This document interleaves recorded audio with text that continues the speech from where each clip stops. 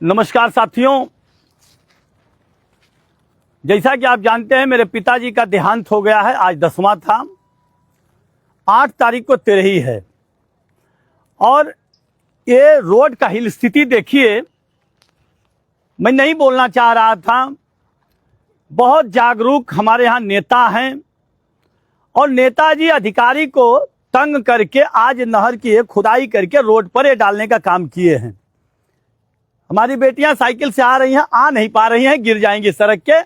यही रास्ता हमारे घर तेरही में जाने का है। अगर इतना ही जागरूक नेताजी हो जाते तो शायद मुझे लगता है कि मुझे किसी अधिकारी को कुछ बोलने की जरूरत नहीं पड़ती, क्योंकि मैं पूर्व विधायक हूं। इतने ही जागरूक हो जाते तो मुझे चप्पल दिखाने की जरूरत नहीं पड़ती, कैनाल अपने आप बन जाता। आज इस दुख के घड़ी में मैं आया हूं यह दिखाने के लिए, क्योंकि 10वां हो गया, मेरे घर का रास्ता है और माननीय नेताजी लोग को बड़ी पीड़ा है कि नहर कैसे साफ हो जाए, क्योंकि किसान को कितनी पानी की जरूरत है मुझे समझ में नहीं आ रहा है। यह विचार जो सुन रहा है, वीडियो को सुनेगा, वह विचार करें कि इस नहर को साफ करा के इस रोड पे एक खचड़ा करके ये रख देंगे। आज ये सफाई, चलिए मैं जरा इसको दिखाइए, जरा दिखा दो।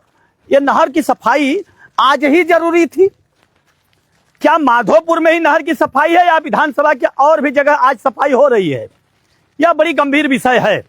इसलिए मैं आपको दिखाने आया कि रोड थोड़ी सी चौड़ी साफ सुफ कराया था मैं कि 2 गाड़ियां निकल जाएगी। अब तो 1 गाड़ियां निकलने के लिए ये देखिए रोड काट के इसको करके ये साफ करके चले गए हैं ठेकेदार साहब। ठेकेदार साहब कितना अच्छे ठेकेदार हैं और अधिकारी कितने अच्छे हैं, ये होना चाहिए, अच्छी बात है। लेकिन क्या ये 2 दिन अगर रुक गए होते? मेरे पिताजी की तेरही है, क्या दूसरे को कष्ट नहीं होगा? हमारे घर आने वाले को लाखों लोग आएंगे, मैं जानता हूं। तो क्या उन लोगों को ये ठीक लगेगा? यह विचार आप करिए।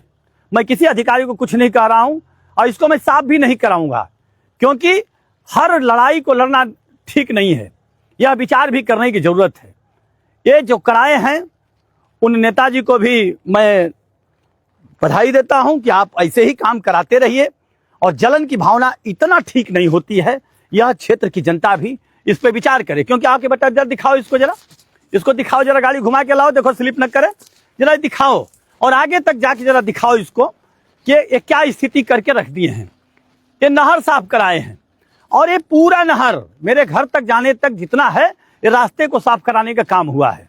इसलिए मैं नहीं कहूंगा, कुछ नहीं कह रहा हूं, जनता से अपील करता हूं कि निमंत्रण मेरा गया कि नहीं, ये मुझे खुद नहीं मालूम, क्योंकि अभी तक तो हाथ में वस्त्र दूसरा था, छड़ी दूसरी थी।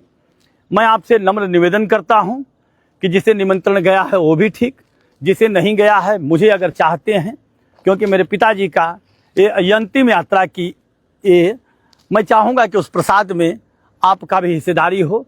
आप आएँ, प्रसाद ग्रहण करें, मेरे पिताजी की आत्मा को शांति मिलेगी।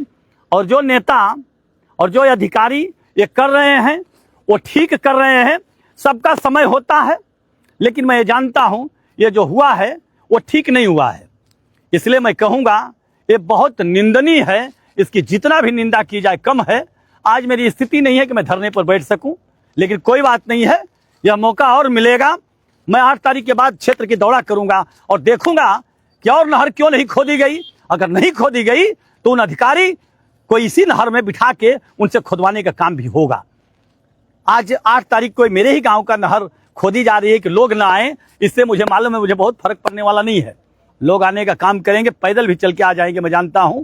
लेकिन उन अधिकारियों को यह सोचना पड़ेगा कि विधानसभा की सभी नहरों को खुदवा डालें, क्योंकि बहुत जरूरत है नहर खुदवाई की। इसलिए मैं इस पे नहीं कर रहा हूं, मैं ज्यादा कुछ नहीं कहता हूं। आप सभी लोगों को प्रणाम करता हूं। जय हिंद।